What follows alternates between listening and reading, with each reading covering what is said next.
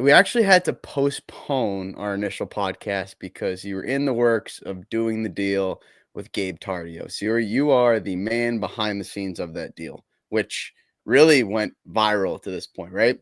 And that deal was worth 800K over 3 years plus incentives. Now, it didn't seem like it was very easy to get that deal done. So on your half, what did it take? Because that deal looked like it got closed last minute. What did it take to really get that deal across the finish line on your end?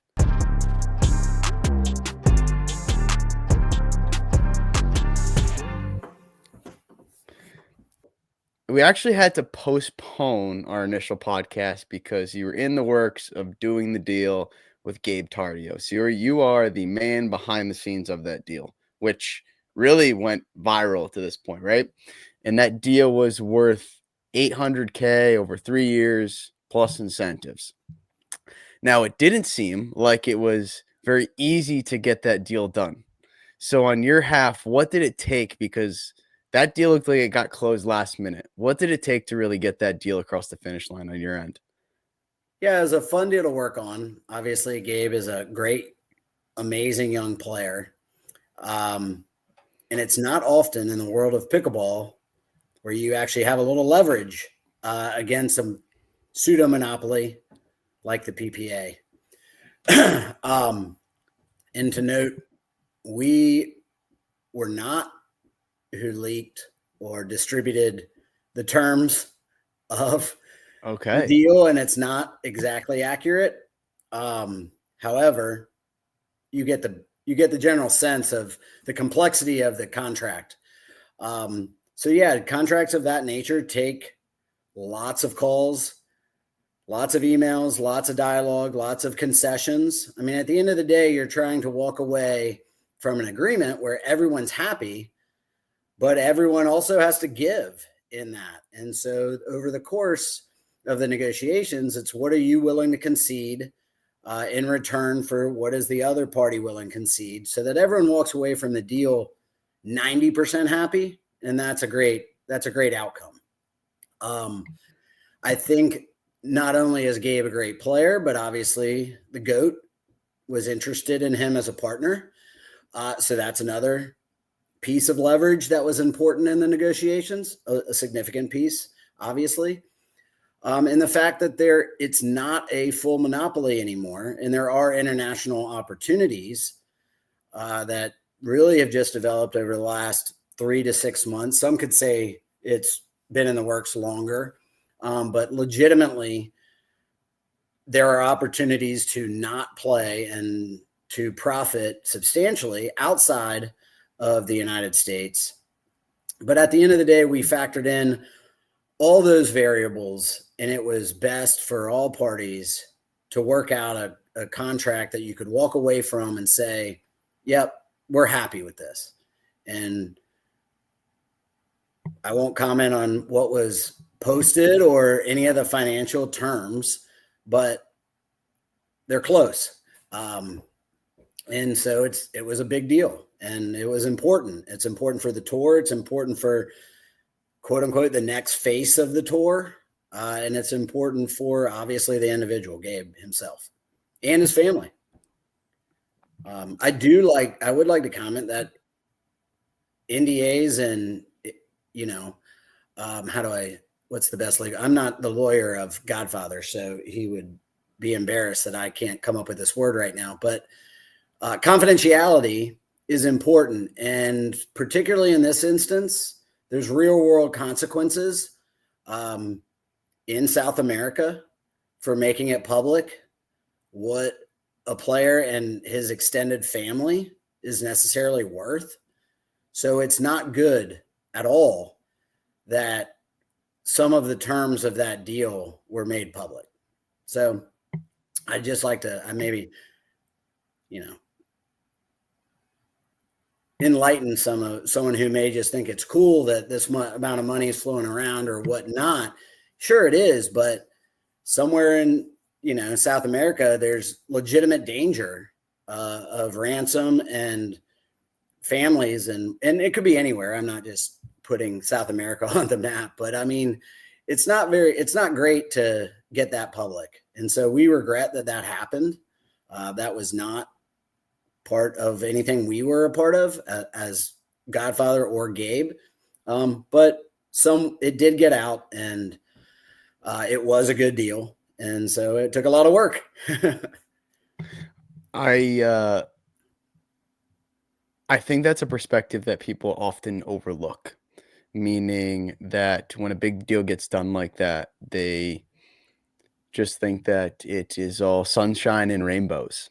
Right. When, as you mentioned, there is real world stipulations to the fact of when you're living over in South America, now that people are becoming aware of the amount of money that you may be, you know, alluding to, it could put some safety risks Yeah, at play. absolutely.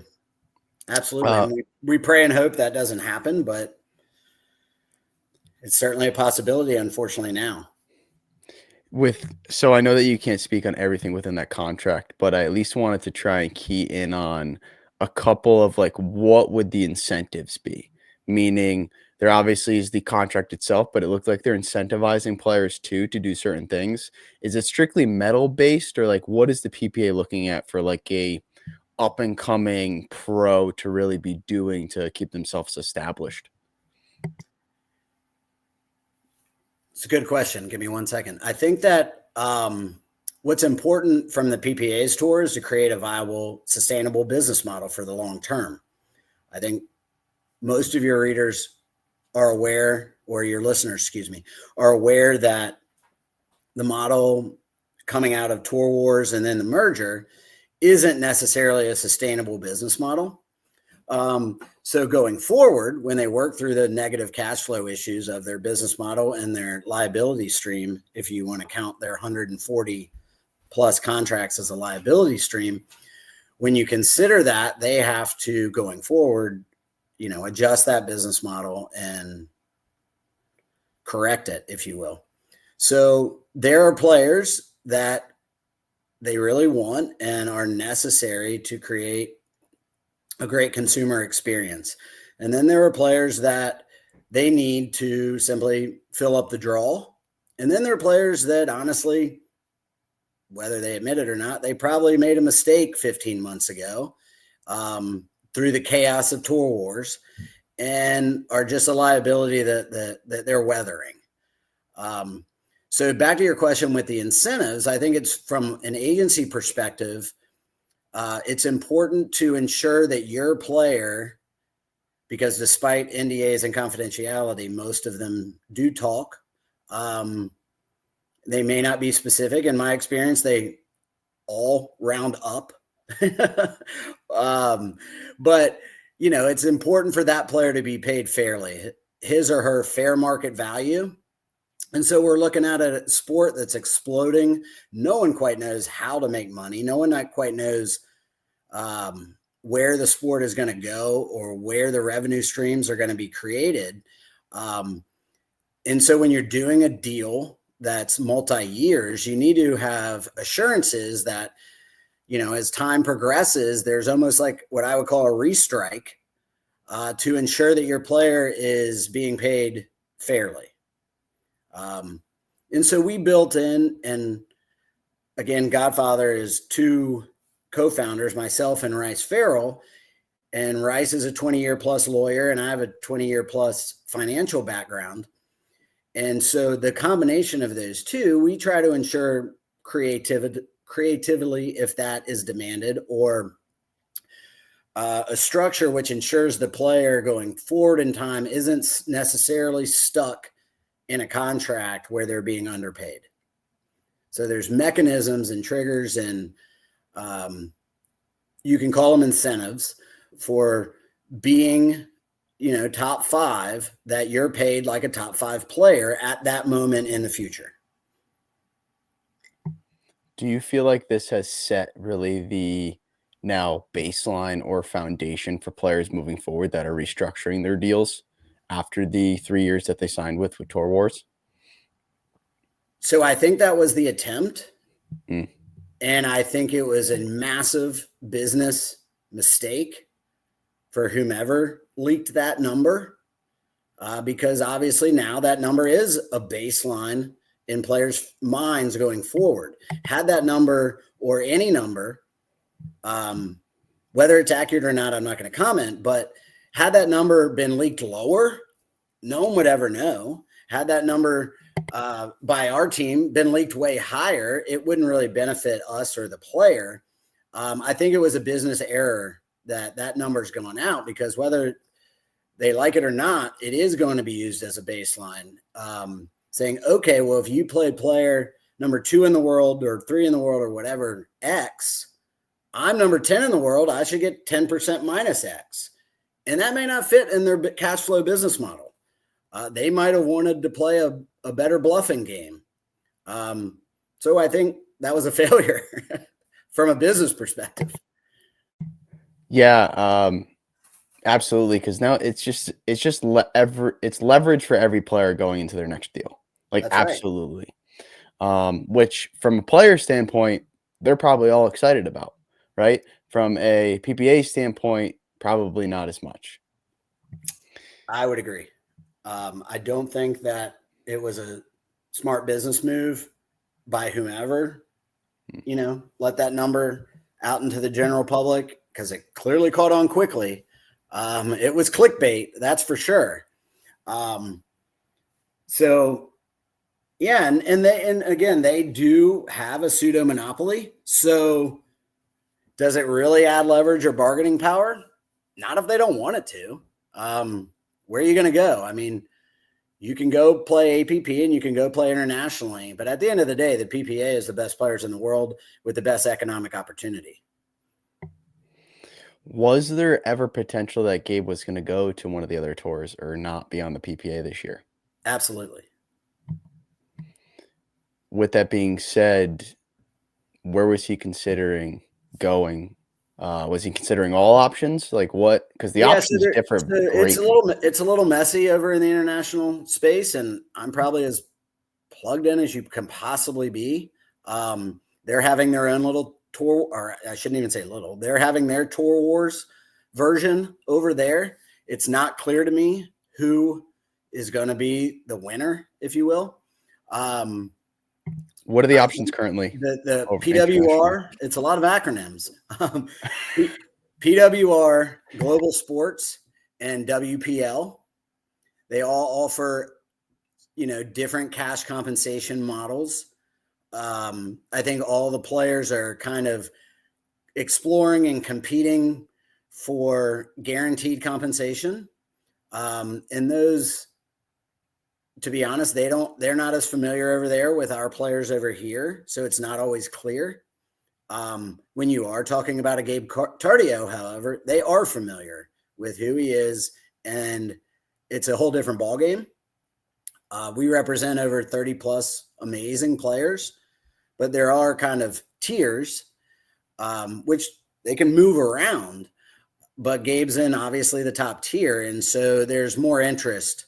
And so we worked the 3 international tours over in India, and figured out what the best one was. And we had a deal on the table. And so that was a piece of leverage that was used in those negotiations with the PPA.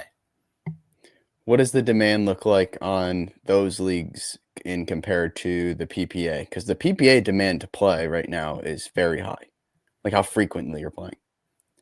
Correct. And so that's one of the great upside bonuses from a player's perspective, that essentially PWR, as it stands today, they have smaller, like 30 or so smaller events all over India and Asia.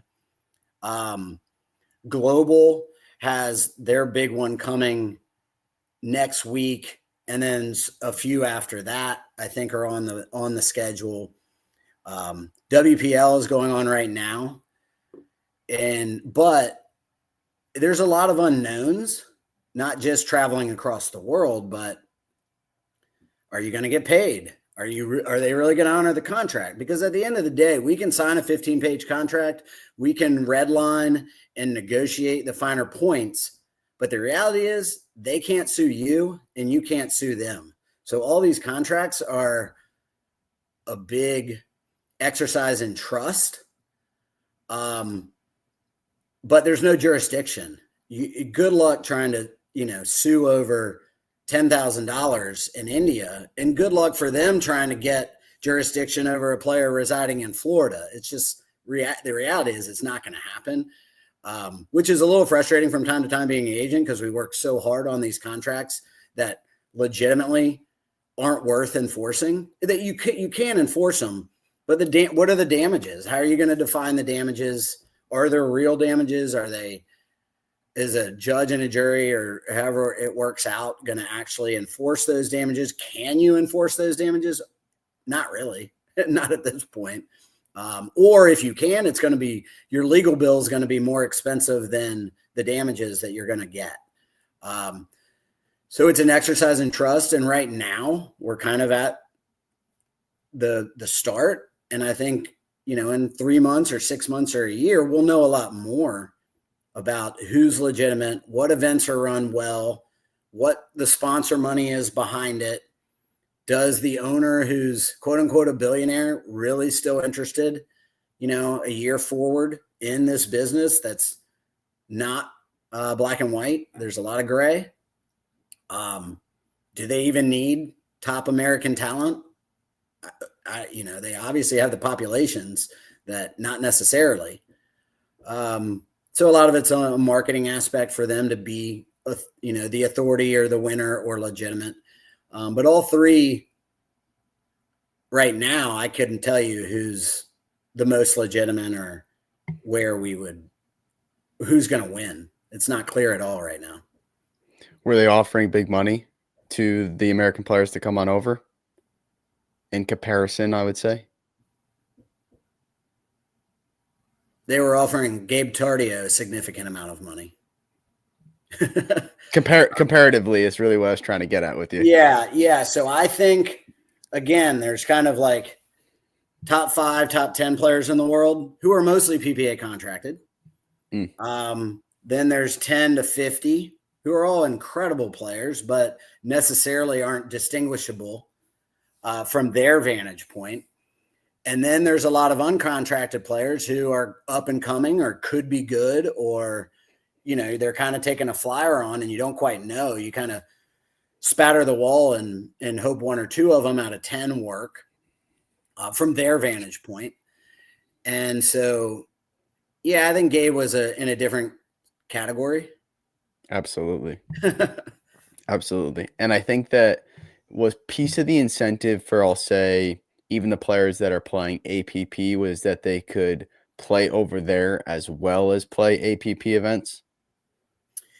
Yeah. So, the PPA contract is exclusive. So whether you're on a legacy deal that has 2 years left, you were part of the Tour Wars, and you're sitting on a deal and it was probably reduced, but it's still a significant piece of change.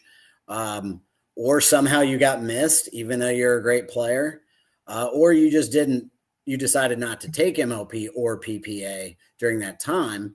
The APP and the international tours do represent a fantastic way to make a living, but it's crowded and you have to win. But if you're not going to get a PPA contract, you really have no other choice. And specifically with the new rule that they just announced, or new policy, it's making it even more difficult for an uncontracted player who's, say, 20 to 50 in the world. They're not even allowed to play main draw without a contract, according to the new policy released this week. So they can play in the Challenger Tour if they just love pickleball and they want to compete at a high level, but they're not going to make money at it. They could sign the PPA deal, which most of the time covers free entries and automatic entry into a main draw, which to me makes zero financial sense. But if you have other reasons, go right ahead. Or you can try to dominate the APP and make as much money and exploit opportunities internationally. What did that new policy look like on the PPA tour? Only because I'm briefed on it, but I'm not fully familiar. So the way I read it was, if you're inside the top 50 in any category, singles, mixed, or doubles, or gender, you either have to sign an exclusive PPA 3-year contract, or you're not allowed to play. Or main draw, you can play in their Challenger Series. If you're outside the top 50, you can enter qualies, which earn your way into the main draw, and allow you to get points so that you can break into the top 50. And then, congratulations, what do you get? You get main draw again, and you get free entry fees or reduced entry fees often.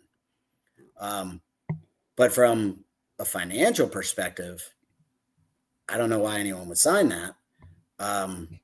They may just not like to travel, or they may like the chance to play Ben and Gabe on center court, to get sponsorship dollars elsewhere. There's some reasons, but it's expensive to be a pro.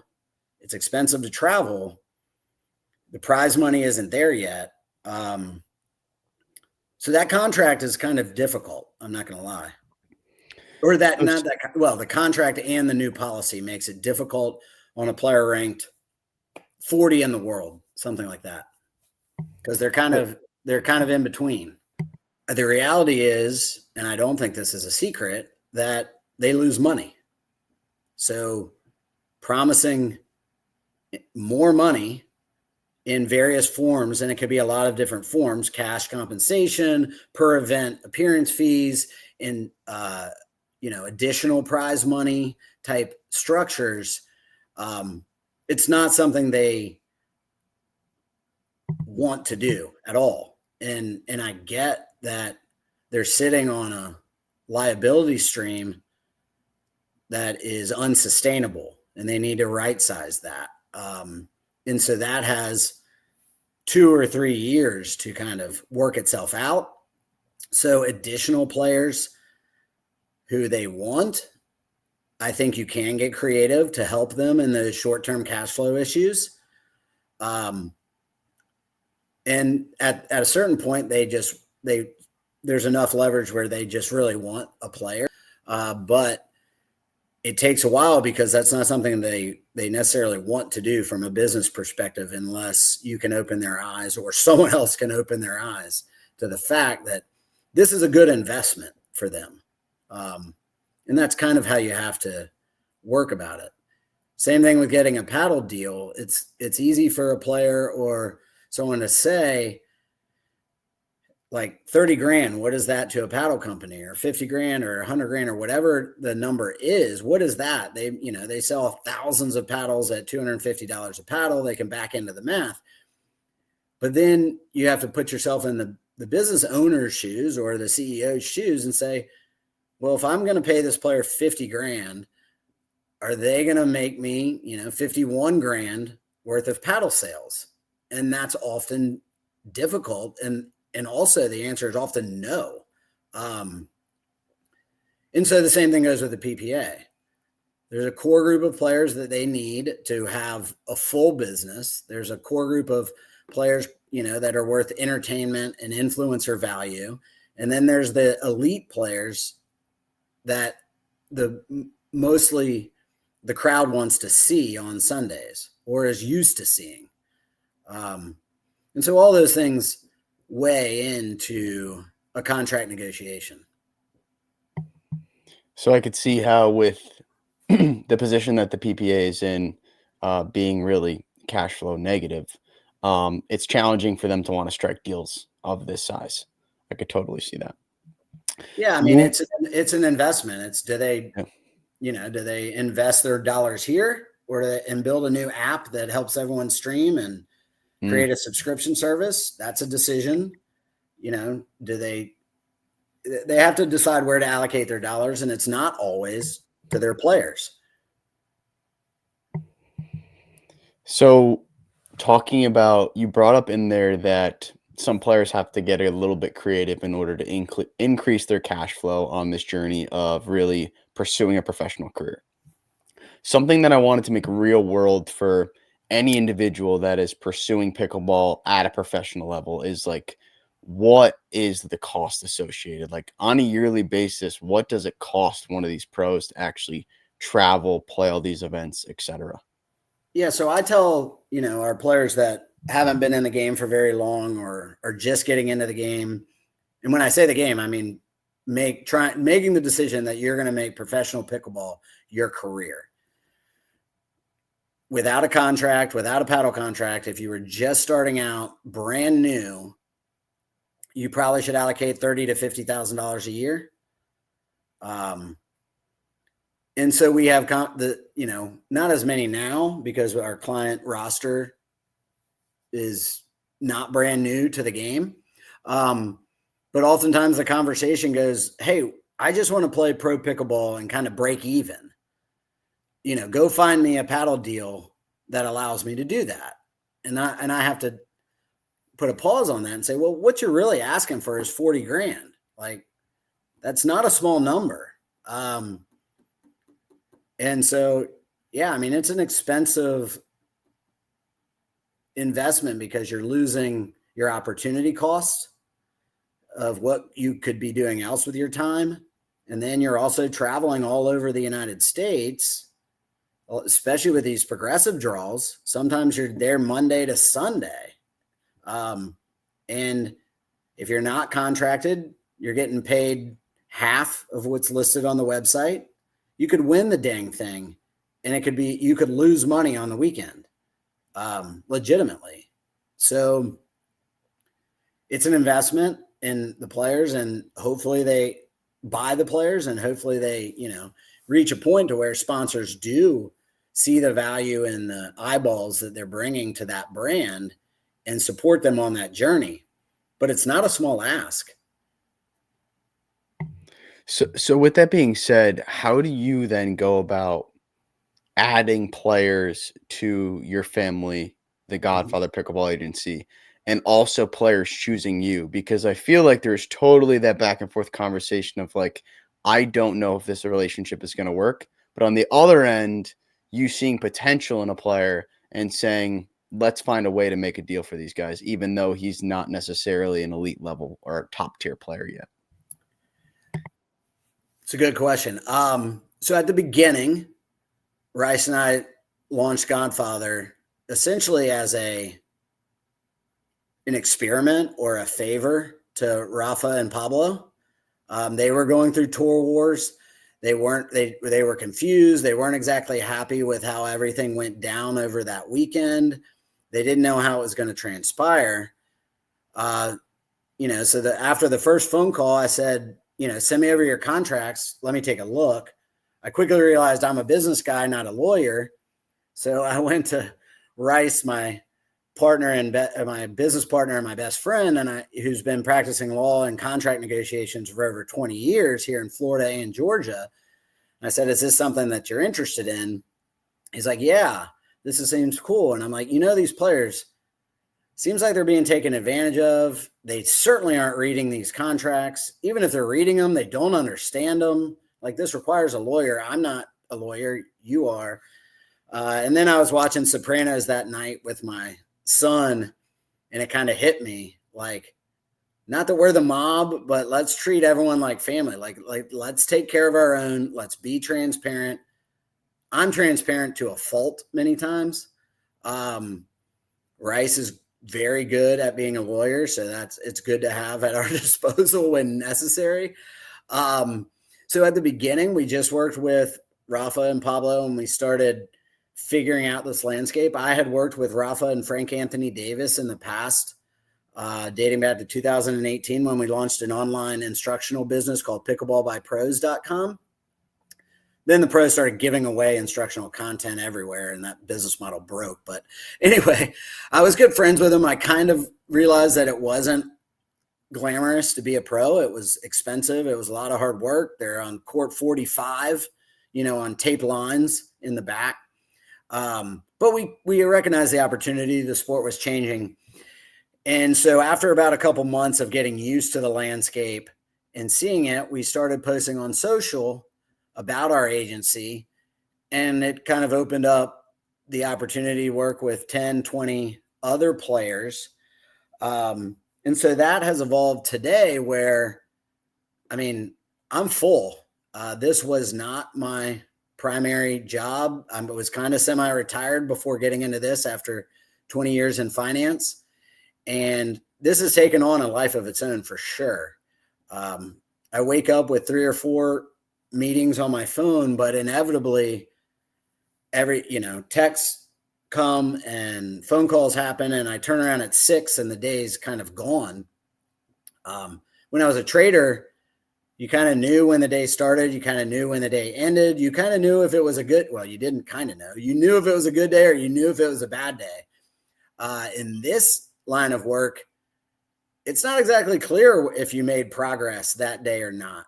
You just have to kind of roll with it and push forward.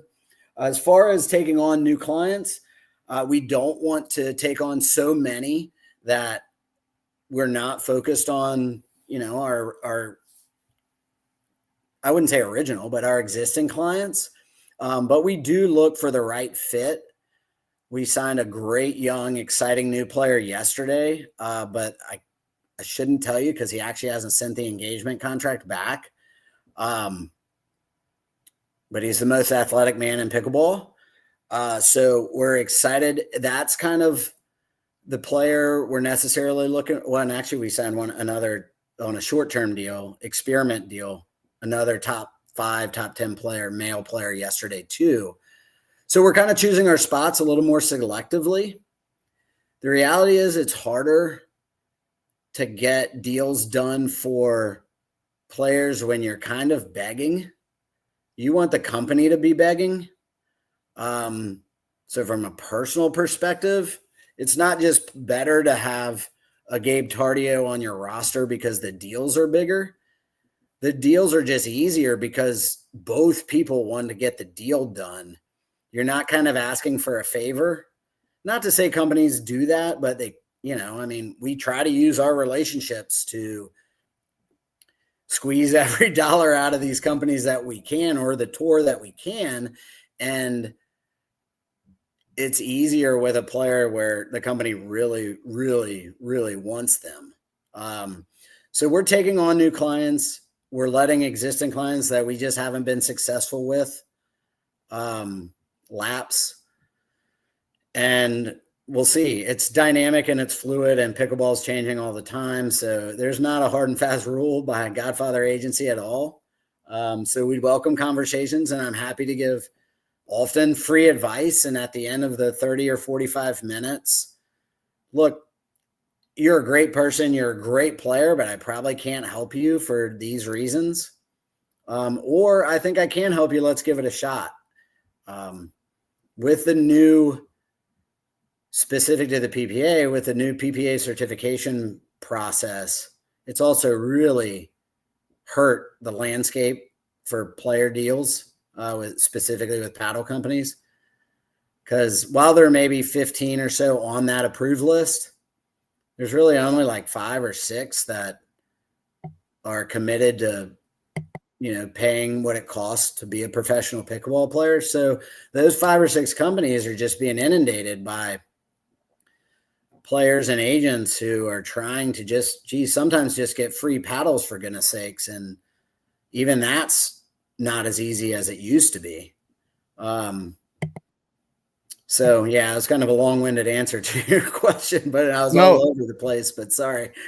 No, it was absolutely perfect response. And I think I know the athlete that you're talking about.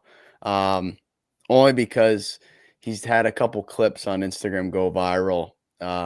Taller guy, definitely a little lengthy. Last name may begin with a C. I shouldn't put this forward. So, I know you see the logo. Anyway, we work with all pickleball brands, not just Adidas. I promise.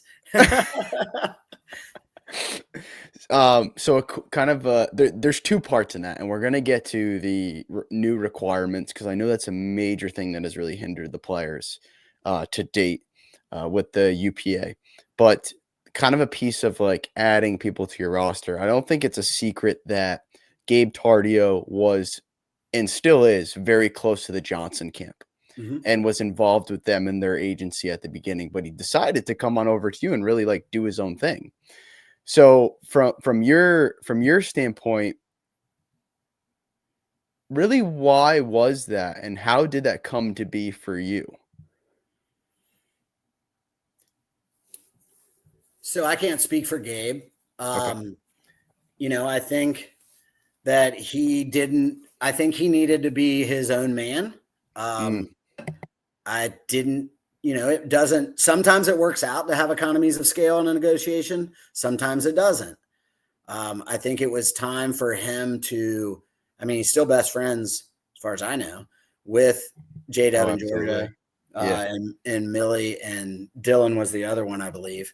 But I think Gabe was of the opinion that it's time to get, this be the sole focus of a different agency, and he heard good things about us, fortunately, and he came through us via word of mouth, which at this point, besides, what we post on social, is the only way that I take that back. I have reached out to one player, and it's a player you were just referring to, just because it was so cool. But I do not, I will have players in the course of my conversations that say, hey, this great player just dropped his agent or her agent, and they're really looking around. But at this point, I'm not reaching out. I want them to come to me, and I'd be happy to talk, or Rice. So I'm not DMing looking for clients or looking for players, looking for people to join the family. If it's the right fit for them, I want them to kind of predetermine that. And I welcome all players to vet us through your paddle contacts, through the PPA tour, through anyone else we work with, and obviously, most importantly, among the players, to see if they have positive things to say. I can't think of any that wouldn't, but I'm sure there are a few players that felt like we didn't do a good job. Just inevitably, that's going to happen.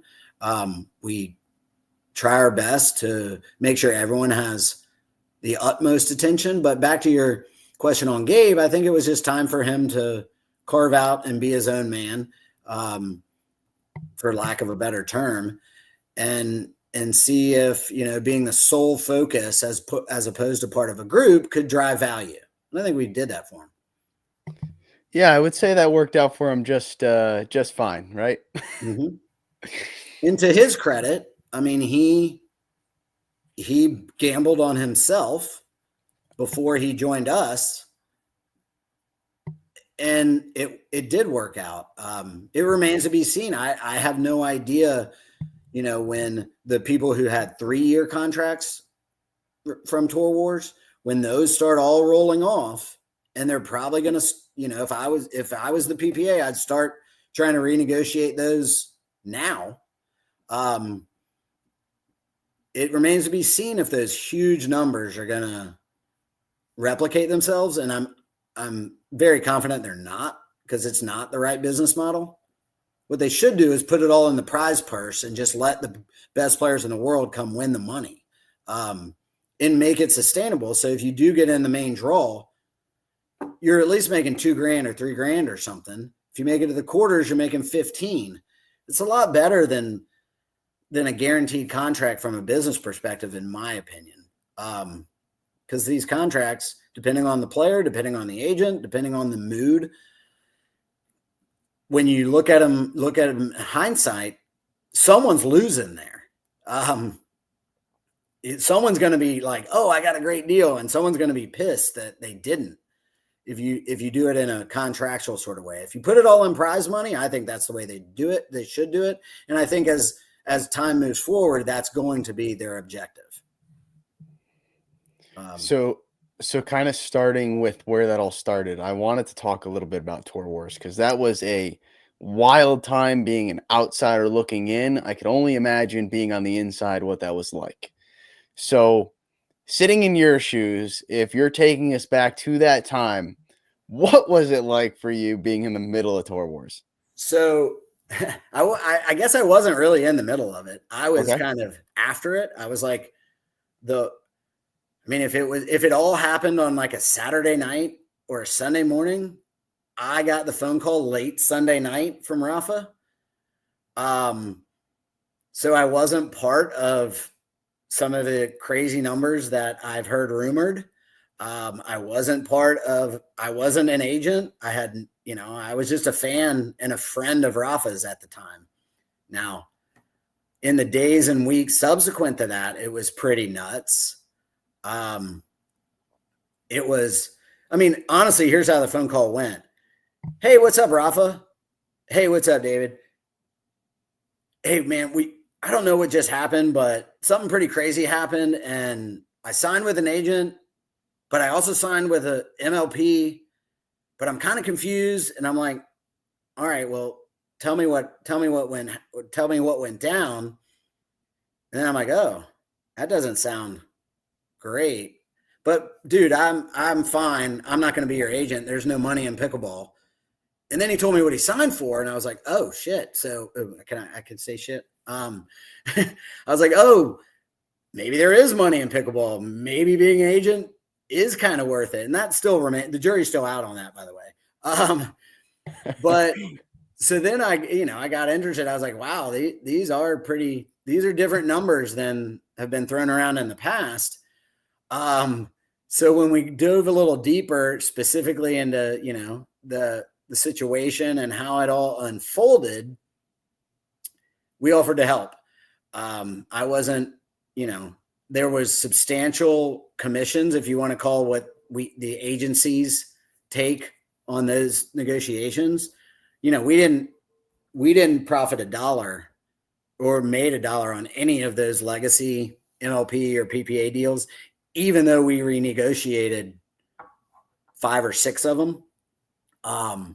But we didn't take $1 from that. That was kind of a loss leader for our agency. We're like, hey, we'll do this for you, earn your trust, prove that we can do this for you, prove that we belong in this space at this level.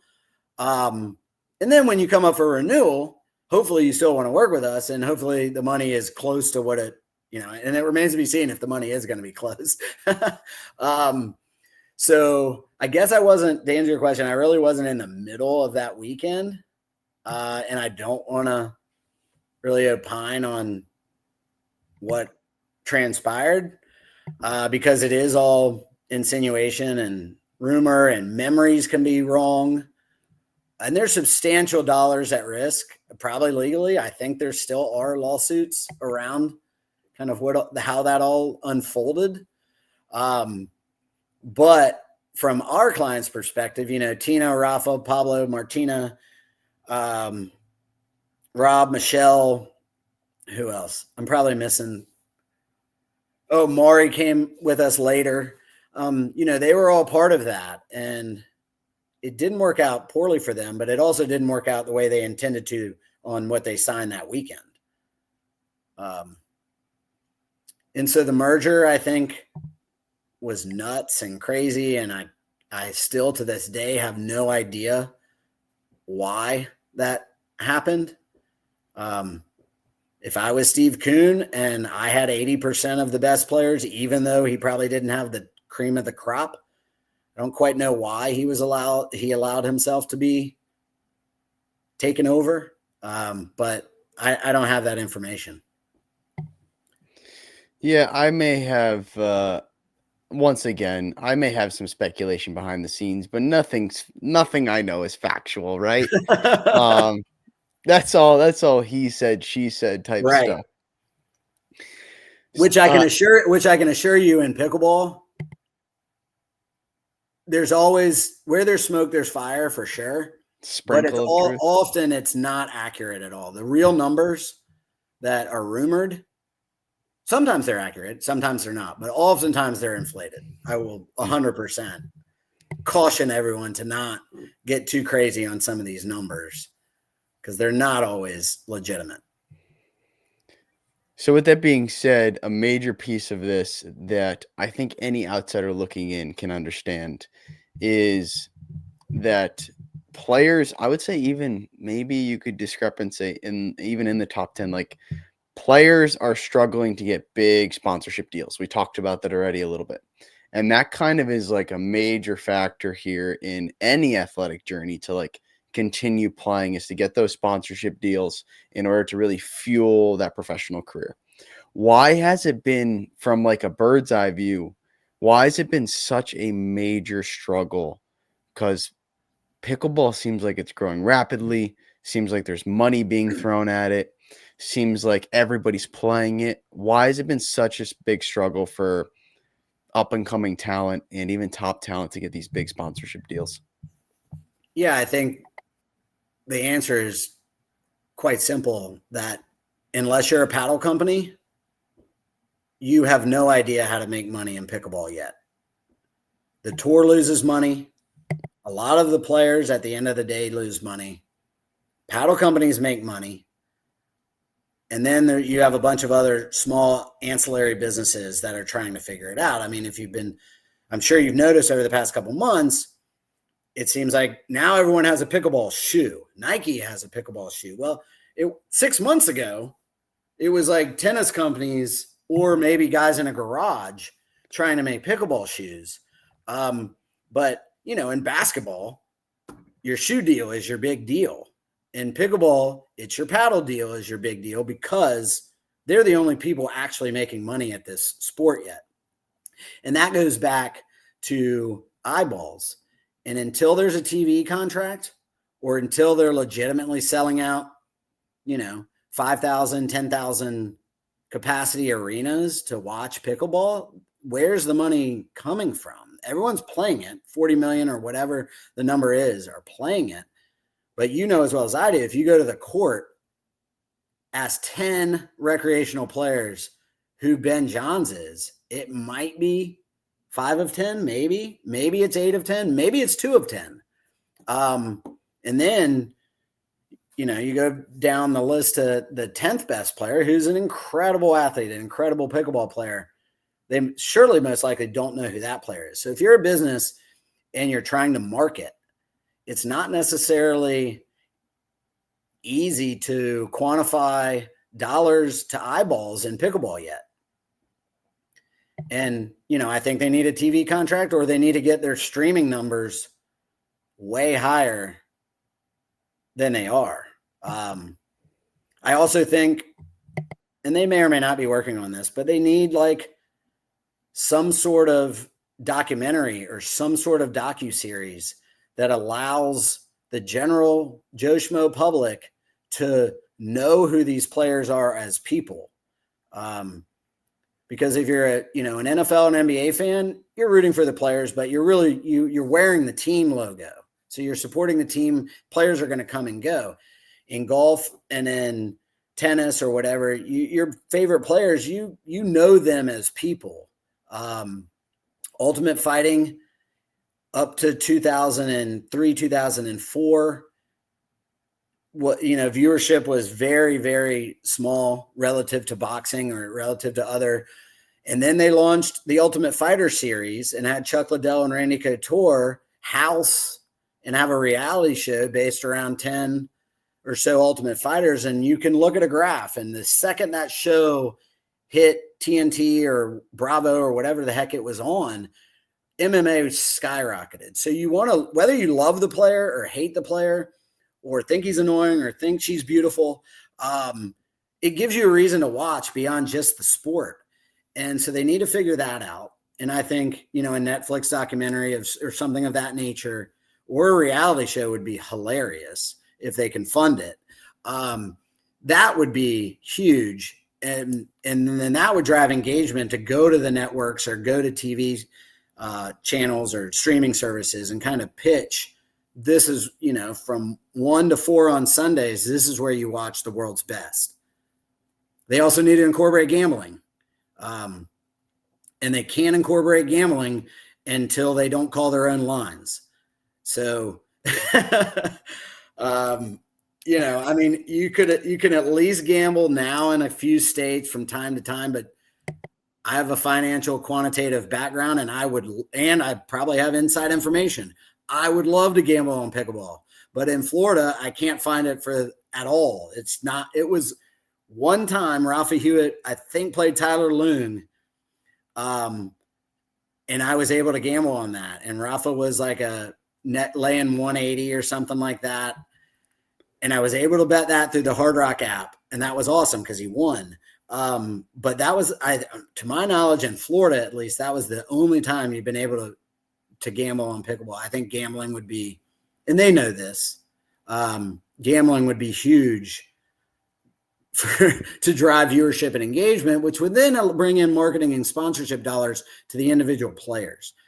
Because again, right now, it's easier for a brand as big as like Marriott or Humana or Carvana just to cut the PPA a huge check and say, splash me all over the place, as opposed to cutting an individual player a decent check.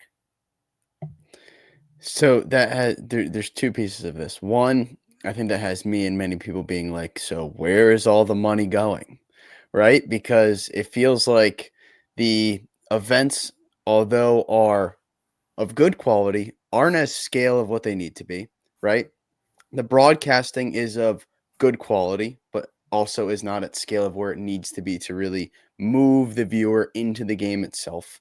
So is all the money like drowning in these player contracts right now? Is that really where most of it is? Yeah, and I think their overhead is large, right? I don't want to take the quote out of context because it was told to me over the phone by Connor, so I'm not even going to say that. But I mean, their operational costs are huge. They're substantial. Their player commitments are huge and substantial. And I mean, you've been to PPA events. There's what, 1,000, 2,000 fans, maybe 3,000 at most. Yeah. And I'd say half the people in there didn't pay for their tickets. Definitely VIP did not. I attend them and I get a player pass, but in theory, the PPA is losing $100 or $200 that I would have had spent otherwise.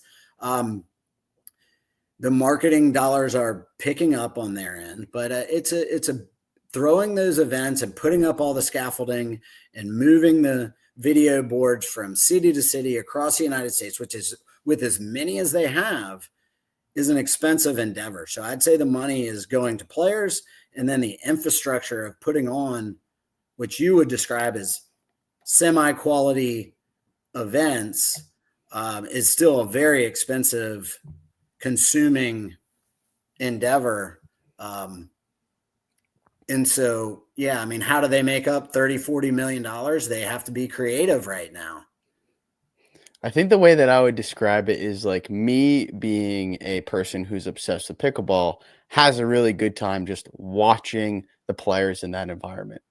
I think about like what would take my parents to go and have a good time, right? Right. Because they're playing, but they have no intrigue to go and watch because just of the scale that it's at, right?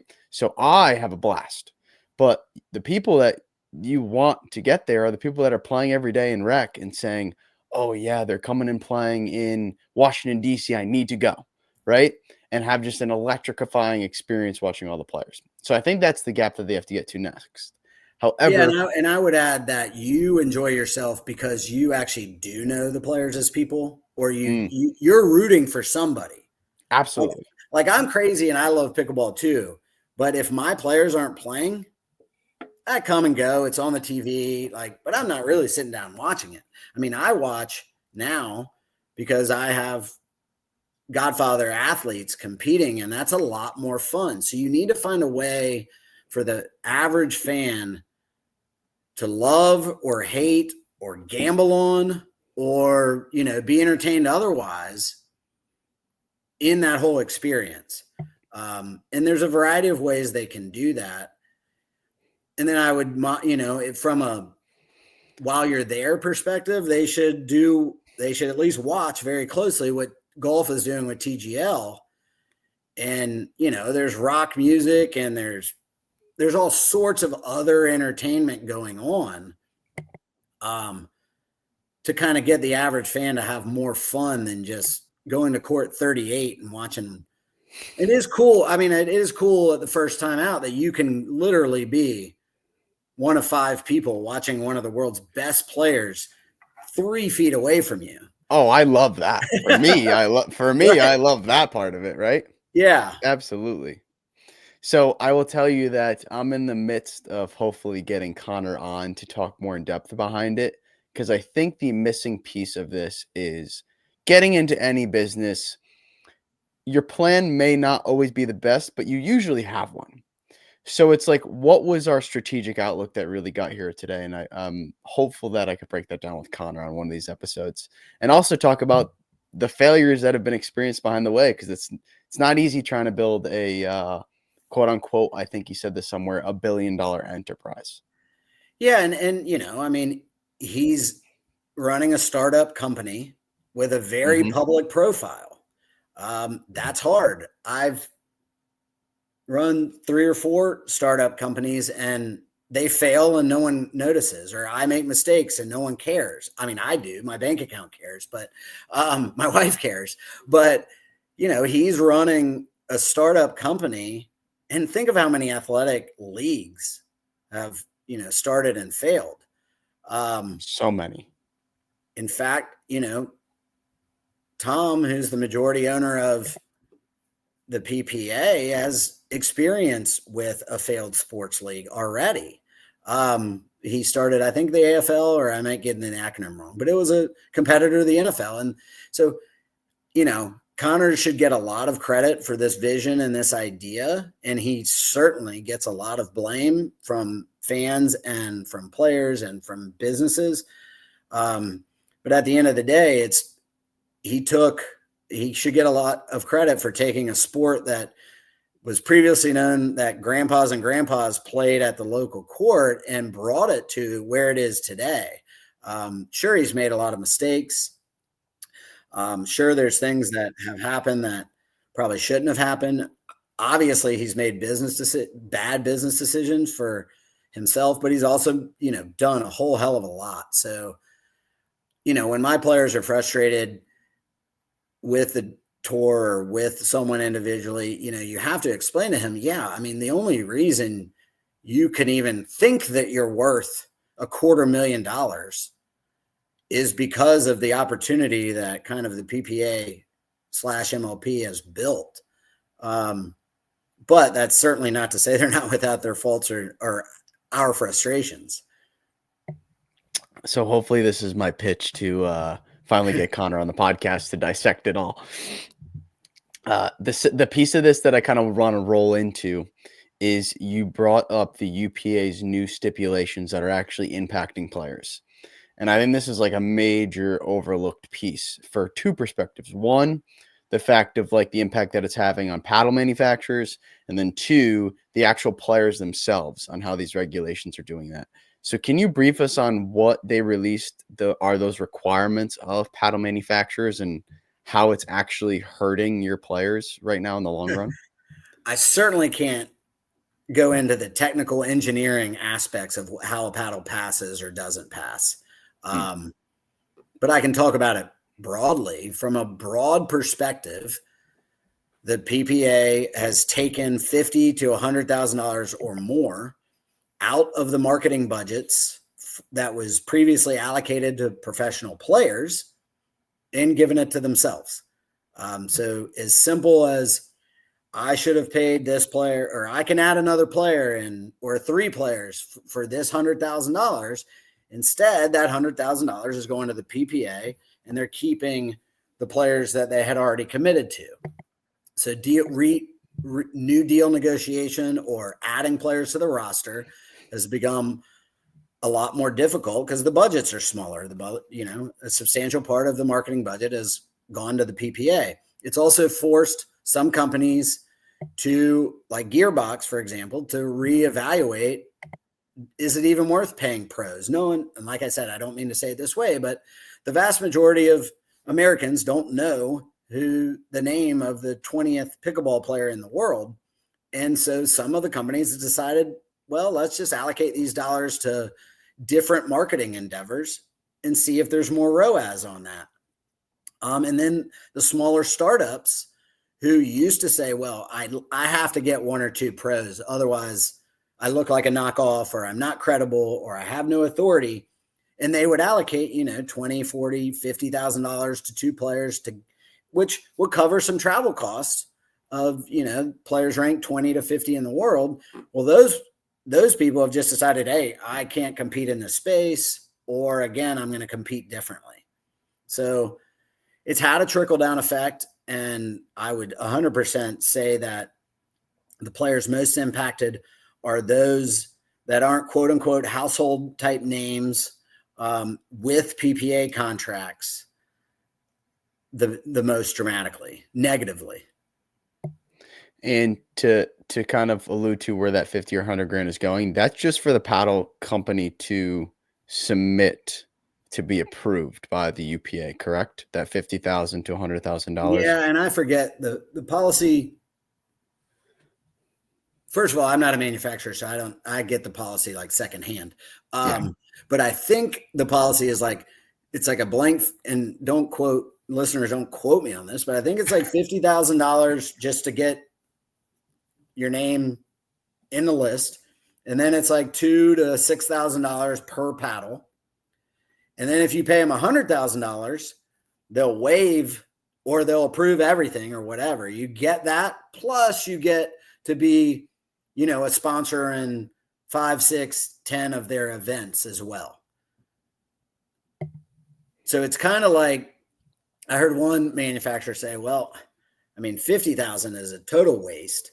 So if I'm going to do it, I might as well pay 100, because then at least I get my brand on the video boards and in the emails, and I'm treated well by the tour, but I also get my paddles approved too. And then they have the whole blackout option where you can pay something, but your brand isn't approved, but your pro can still play it, because that's for players. Because they're, up to this policy kind of actually being official, the question I always had was, well, if player X is committed to this company via contract, and then the brand decides not to commit to the tour, and then the player is committed to the tour, what contract supersedes the next? And so the solution was, okay, you can play on our tour to fulfill your contract, but we're not going to give you any brand recognition. You're going to play a blackout paddle. And so some of them have gone that way. So that blackout paddle is technically approved to use only by the pro. Is that kind of the summary? The blackout paddle is approved to use by the pro at PPA events. Correct. Yeah. That is super interesting. And I mean, I was talking with a major brand who has a major player on tour, and they were just hesitant about paying the fee. They thought that it was almost, they felt like they were being held hostage unfairly, essentially, because they had committed a substantial amount of money to this player. This player is committed to the tour. All of a sudden they're being told, write us a check for 50 or 100 grand. They didn't like that. One of the options I said was, well, just have your player play with whatever paddle he or she wants, Sharpie over that logo, but make sure all your social media, make sure that the world is aware that you're paying this player. Is anyone going to figure it out? And that was kind of the workaround. And I don't know I'd never told the tour this, so I don't know if that blackout option, but I kind of told this brand, look, this is kind of a backdoor way that I would do it. They're too big a brand to do that, so they weren't. That strategy was more for like, that strategy is more probably fit for like two dudes in a garage selling pickleball paddles, which there's plenty of those. There's a lot of them. I mean, what is there? Somewhere between 800 and 1,000 paddle brands at this point, like just an absurd amount. Yeah, I mean, I have no idea what the number is, but there's a lot. So the last piece that I wanted to ask, navigating, which was recent news as an agent, was this whole stipulation with the PPA about this bridge loan that they needed to pay player contracts. Did you have any players that were worried about the scenario, or was it just kind of he said, she said type stuff? No, and actually I know nothing about that. I mean, I was on vacation with my family skiing when it all kind of came to a head on social media, so I paid attention a little bit. It doesn't surprise me that they have cash flow issues. it doesn't surprise me that they would make the call to their owners, the owners of MLP, the owners of PPA. I mean, the people who are involved have the cash personally. Obviously, there's billionaires sprinkled throughout whatever the ownership structure of UPA is, which I have no idea. But it doesn't surprise me at all that they do have cash flow issues. They would need, I'd call it a capital call, not necessarily a bridge loan. A bridge loan would be more going to define that for me a little bit for anybody that doesn't know. I think a bridge loan would be more going to a private equity fund or a hedge fund. Now, a lot of these owners are private equity hedge fund managers anyway. But, going to a singular institution, and again, I don't know how they did it. I know what Jill posted. I know what Connor responded, but I don't think those are the actual details of what happened, although I don't know. But if they needed 10 or 15 million, it's not, that doesn't surprise me. Those contracts in Tour Wars, for whatever reason, are untenable and got out of hand, and made no business sense. They may make business sense 5 years in the future if this all works out. But yeah, so a bridge loan is essentially with a singular organization, or capital call is when you tell everyone who owns equity in your business, we need 10 million, put up your portion, or we're going to go bankrupt, or something like that. We're going to default. And you don't want to default. There's so many individual contracts that like one default could trigger an enormous waterfall of other defaults. And you don't want to have a liquidity event in that scenario. This is for any business, but what does the other side of a liquidity issue look like for that? Does it just look like bankruptcy, or like what is I think dealing bankruptcy, with that and look like? again, I'm not a bankruptcy attorney, or I've never gone bankrupt, unfortunately. But I would say, like, if my player was supposed to be paid on Jan 1 and they have 30 days or 90 days in their contract for PPA to pay, and it gets to be April 1st and the money has not hit the player's account, we would send a notice of breach of contract. You've breached your contract. You haven't paid. What the default triggers are after that is for lawyers to figure out. But essentially, a breach of contract, the player's no longer obligated to fulfill that contract, and the league or the organization has made it known that they can't honor their obligations. So the contract's nullified. I mean, in many ways, I'm surprised they haven't done that, to be honest with you. But yeah, I don't want them to do that. I appreciate them raising more capital and honoring their obligations. As you were saying that, I was just thinking that of like, somebody has to have that in the back of their mind right now. Well, they are honoring their obligations, and they are raising capital to meet those obligations despite a negative cash flow business model to date. So that at least shows the commitment that they have to actually grow this as an entity, at least to some extent. For sure, and also a lot of sunk cost. Right? You've gotten this far. Bias. Yeah. Like, I mean, if you just bought a team for $10 million and you get a capital call for $500,000, what are you going to do? Not honor that and lose your 10? Like, you're kind of stuck. Oh yeah, you're forking that up. Yeah, that sunk cost bias is definitely there and valid. Yeah, but and billionaires don't become billionaires because they like losing money. The negotiations, I'm sure, and the MLP just finished a meeting the last 2 days.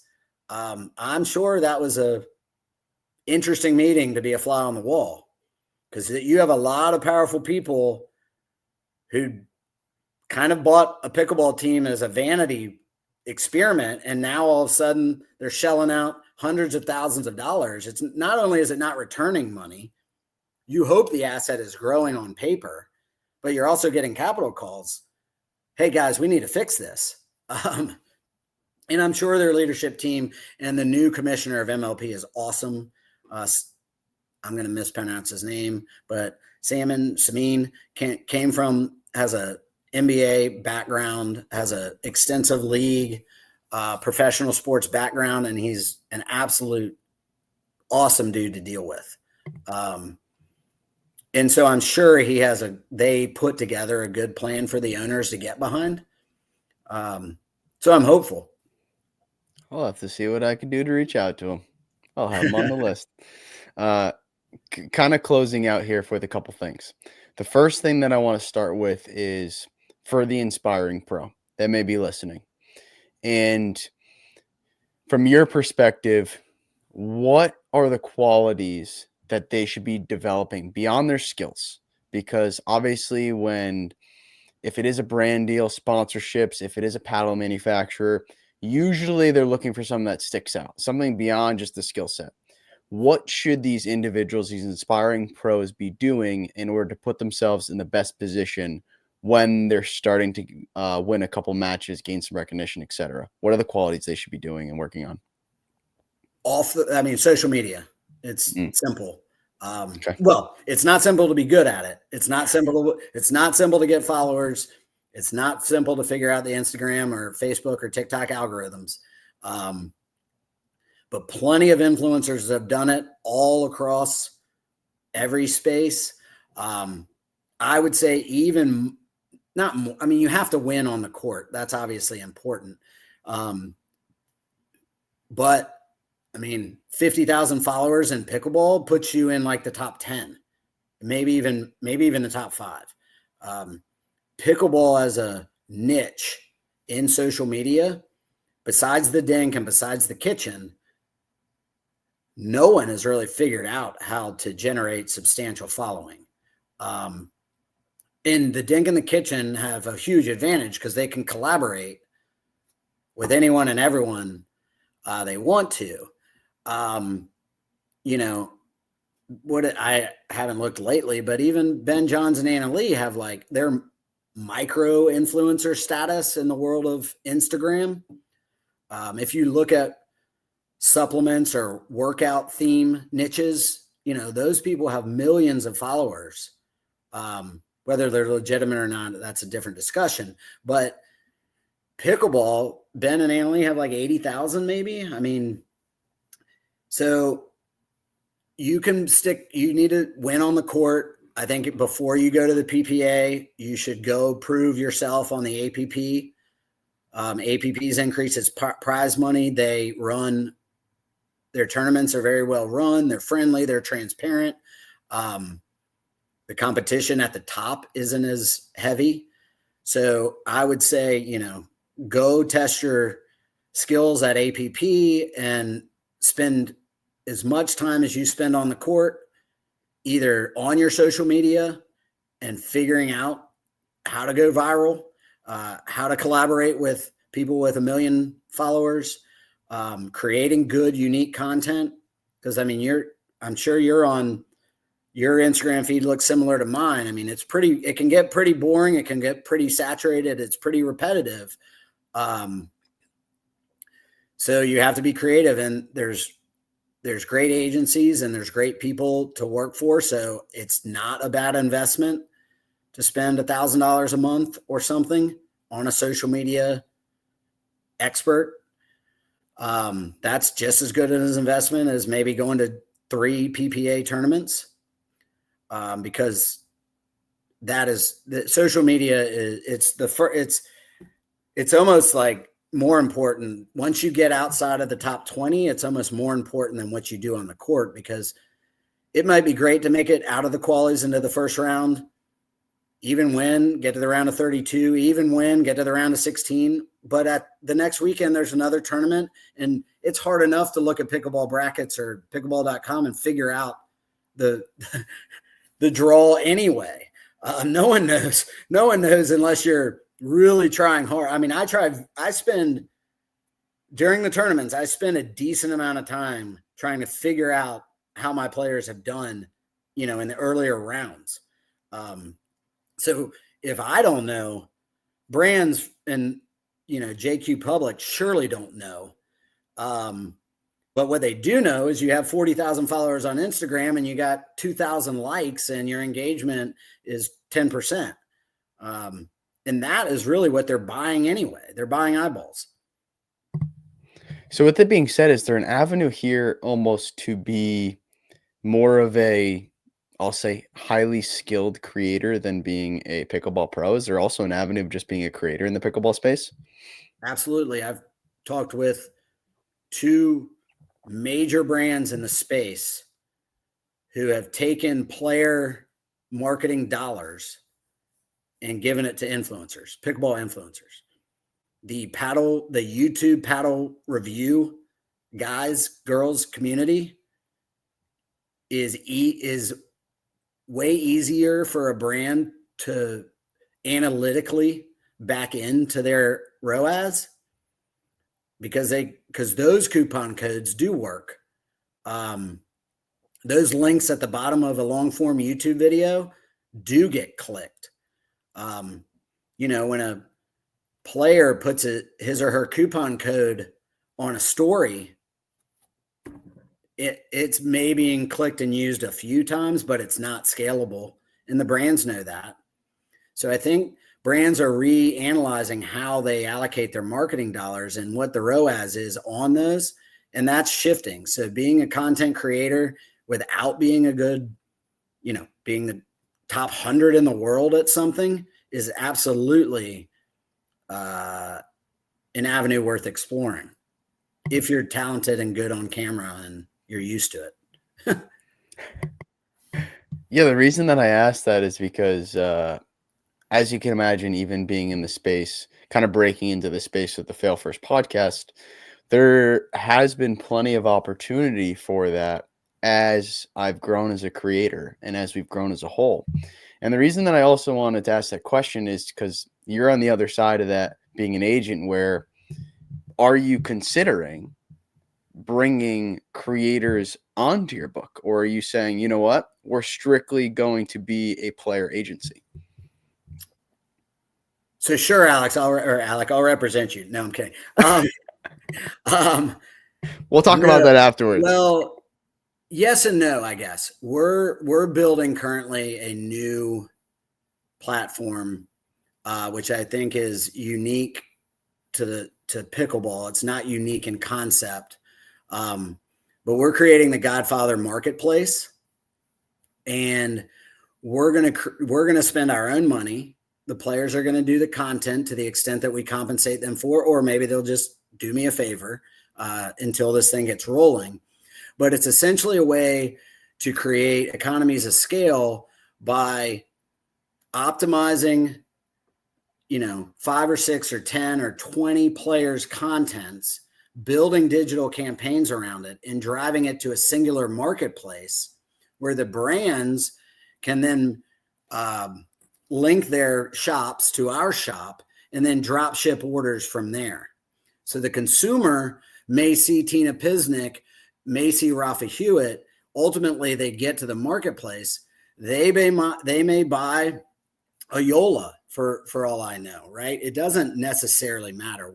What our concept is in that space is to kind of create the Zappos of pickleball, for lack of a better term. Zappos eventually ended up inventorying their own inventory, but we're not going to start that way. They didn't start that way. But what we want to at least attempt is saying, look, these affiliate codes that we add to every contract that gives the consumer a 10% discount if the code is typed in correctly, and then the player gets X dollars from that code.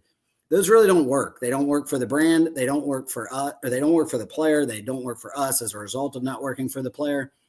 And so our solution is to kind of bring one singular, and then our additional ad dollars is helpful because organic exposure only goes so far, and you're reaching oftentimes the exact same audience who tunes out the code or the sponsorship.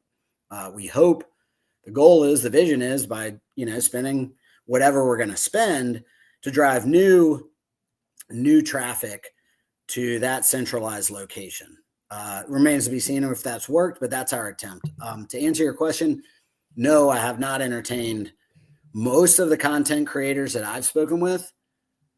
have the time, energy, and resources to figure out their business model and have done it themselves already, because that is their business. The player's business is being top 10 in the world and winning. So they're not always accustomed to specifically putting their own ad dollars behind and boosting their eyeballs beyond their organic exposure. So it's kind of a multifaceted issue and problem, and we're trying to create a solution that brands, players, and then ourselves will all win from.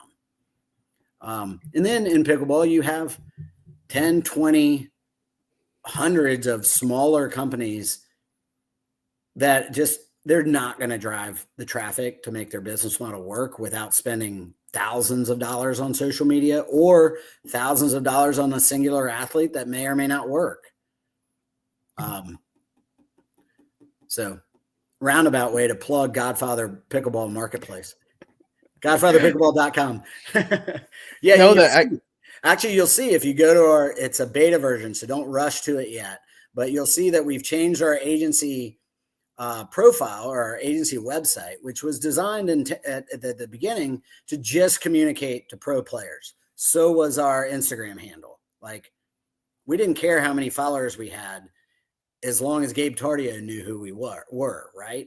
That is shifting to, and when you go to godfatherpickleball.com, it was just the agency. If you go to it today, you'll see the beginnings of the marketplace, and hopefully in about 2 weeks, you'll see a full, thriving live marketplace, and you'll start seeing our sponsored ads, and you'll start seeing those things. But it is a problem that brands have and that players have, and we end up being an extension of the player. So it kind of worked out perfectly, because I was going to ask you the question of what is the future for the Godfather Pickleball Agency, but you kind of plugged it already. Well, I'm an entrepreneurial guy, for better or worse. I'm willing to experiment and try a lot of things. Again, alluding to what I said earlier, no one's quite figured out how to make money in pickleball besides the major paddle companies. I'm sure there's paddle companies that have lost money. By survivorship bias, they end up not talking to us, so I don't know who they are. But we're trying to figure out a way to, instead of reaching, the 1 million or 2 million who are actively involved in professional, pickleball from a fan perspective, where are those other 38 million people playing the sport, and where are they buying their gear? And if not Amazon, and if not, Paddle Tech or ProXR or Yola or Proton or whomever, maybe, 5% end up at Godfather Marketplace, then we all win. Because Amazon as a brand, Amazon's expensive to be on. You don't own the customer data. The affiliate codes aren't used. It's expensive to drive your own traffic. So this is our, at least, vision and attempt to ameliorate those issues. So we have 2 closing questions on the podcast. Shoot. The first one obviously has to do with failure. Yep. So what is one failure you are thankful for today? Pickleballbypros.com. Okay. Tell us why. Yeah. So I played college tennis very briefly at the University of Virginia back in the late 90s. I ended up majoring in finance and going the financial route because Virginia was Virginia, and I was never going to I was just going to be a practice partner. But long story short, I started playing pickleball in 2018. I thought I was good. I was good locally. So the first tournament I ever entered was PPA Pro Singles Punta Gorda. And I remember sitting in the hotel with my brother-in-law, literally like, dude, we're going to wax. Like, we're going to kill these. No, because no one locally here in Jacksonville, Florida, was playing pickleball under the age of 40 at the time. And this isn't that long ago, right? This is only 6 years ago. But Anton Goots kicked my ass. I want to say like 1-2. And I left that tournament going, holy cow. Like, I know how to play tennis, obviously. And I thought I knew how to play pickleball, but I certainly don't know how to play pro pickleball. And so the next day I went to the finals, and it was Rafa Hewitt against Frank Anthony Davis. Legendary match, awesome match. I was one of like 2 viewers. Like, I mean, literally, no one's watching. These guys are battling their hearts out. At that time, no way. Yeah, Rafa's yelling, "Let's go," to nobody. Frank's doing his magical thing.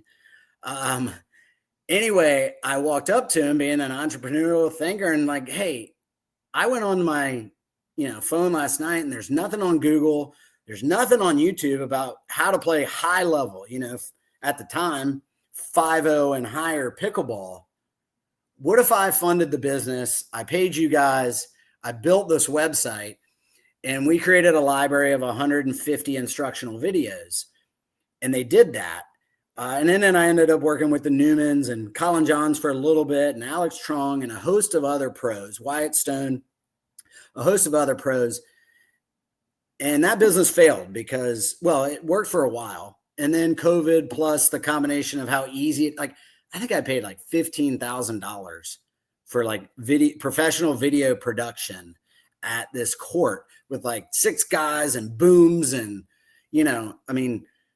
in retrospect, how stupid, because you could just set up a tripod and an iPhone now for free. But in 2018, you couldn't, at least of any decent quality. Long story short, what I'm happy for is that I became good friends with a lot of the top players and ultimately, closest to Rafa. And Rafa gave me that call that night during Tour Wars, whether it was Saturday night or Sunday night, and convinced me reluctantly at the time to be his agent. And now here we are trying to still figure out how to make money in pickleball, but I'm a little more hopeful this go round. Sounds like it was a little bit of a weird butterfly effect into where you're seated today. Yeah. I mean, we might've broken even on the money side of pickleballbypros.com. And in fact, GoDaddy if anyone wants to buy the URL, I just stopped paying for it. But yeah, that was a failed business venture that opened up doors. And as an entrepreneur, if you're not ready to fail, like you're not trying, or at least you're not trying much, or you just got really lucky, or you're extremely talented, more so than me. But yeah, I mean, failure, there's always lessons and experiences to be learned. And we've certainly done that as we started with the agency. And now we're branching out to other areas in the space to try to monetize the popularity. So our last question, what is your greatest fear moving forward? Like personal fear or business fear? We can go personal.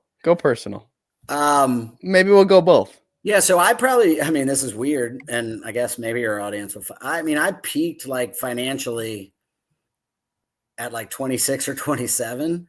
I was a derivatives trader on Wall Street during and through 2008. But prior to 2008, from 2001 to 2008, Wall Street was crazy. And being part of, and our products did not crash. I was not part of CMBS or synthetic mortgage-backed securities or CMOs or any of that, but I traded interest rate derivatives. And it was lucrative. So I fear as a dad and a husband, now that I'm 46, I'm like, wait, this is a lot. It's not as easy to make this amount of money that I thought was just hand over fist during, those Wall Street days. So I guess, keeping my family comfortable to what they're accustomed to, I guess, is something I actually do worry about day to day. Now, how about from a business perspective today? What is the greatest fear there? So I have another business called Sunsail Shades, which is a beach shade. I live about a block off the beach, which is a beach shade that took the concept from a very popular product, ensured that I didn't intellectually infringe and I trusted the system, meaning if I don't infringe, I shouldn't be litigated against. However, I picked a fight with a larger competitor backed by private equity that thinks, and may or may not be right, but thinks they can bury me in litigation costs and force this great product and family business out of business.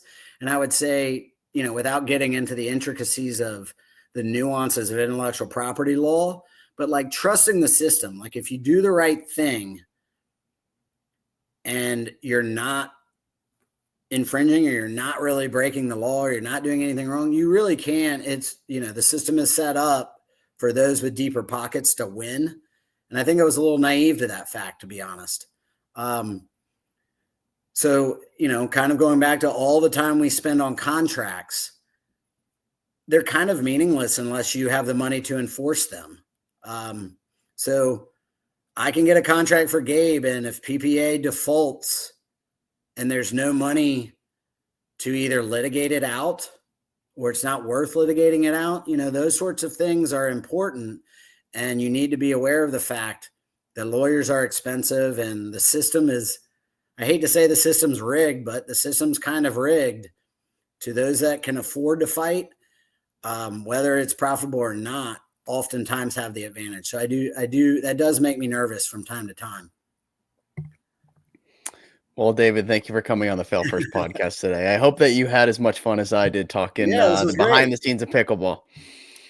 Well, I appreciate it. Thank you so much. Thanks for having me, and all the best on Fail First. I mean, as an entrepreneur, failing's part of it. If you haven't failed, you haven't tried. Absolutely.